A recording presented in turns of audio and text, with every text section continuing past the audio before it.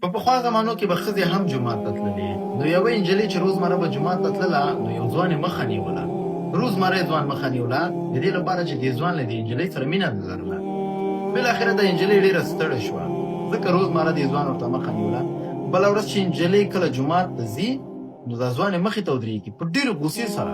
د نجلۍ ورته وایي چې ته ولې زما مخه نیسې؟ هلک ورته وایي چې زه له تا سره مینه لرم. نجلۍ ورته وایي آیا ته رښتیا له ما سره مینه لرې؟ هلک وایي هو.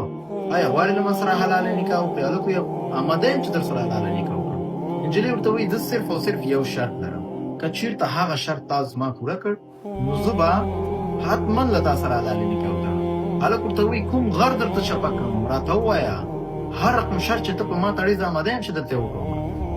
زه صرف او صرف تا غواړم. نجلۍ ورته وایي چې ته 40 ورځې د الله تعالی په عبادت کې تېرې کړې، یعنې جومات ته راشه. هلک ورته وایي 40 ورځې نه، زه به پوره یو کال تېر کړم.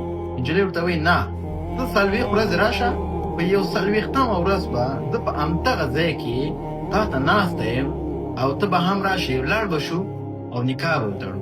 خو تر 40 ورځو ته له ما سره ملاقات هم مه کوه، ما ته په لاره کې هم مه کښېنه، ما بیخي وینم. هلک ویل سمه ده، اماده یم. هلک د ورځې په تېرېدو روزمره جومات ته تله. بالاخره 40مه ورځ پوره شوه، یعنې د شرط ورځ په یو 40مه ورځ د نجلۍ په همدې ځای کې ناسته ده چې هلک راغی. نجلۍ مخې ته لاړله، هلک ته یې مخ وګرځوه. نجلۍ ورته لاس واچو، راتاوې کړو.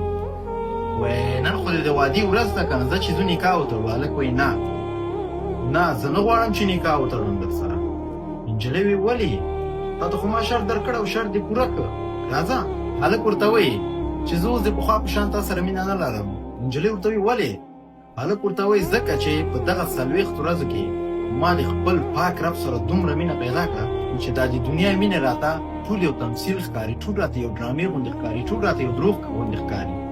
نجلۍ په خندا شوله او هلک ته یې ویلې چې زه پوهېدم ځکه په تا دا شرط ما کېښود، ځکه چې یو انسان که چېرته 40 ورځې د زړه له اخلاصه د الله تعالی عبادت وکړي، لمونځ وکړي، هېڅ یو لمونځ قضا نه کړي، 40 ورځې که چېرته یو انسان د الله تعالی په عبادت کې تېرې کړي، نو هغه به د خپل رب سره دومره مینه پیدا کړي، د هغه زړه ته به دومره سکون راشي، د هغه زړه به دومره نرم شي چې د دنیا مینه به ورته یو تمثیل ښکاري، یو ډرامې غوندې به ښکاري.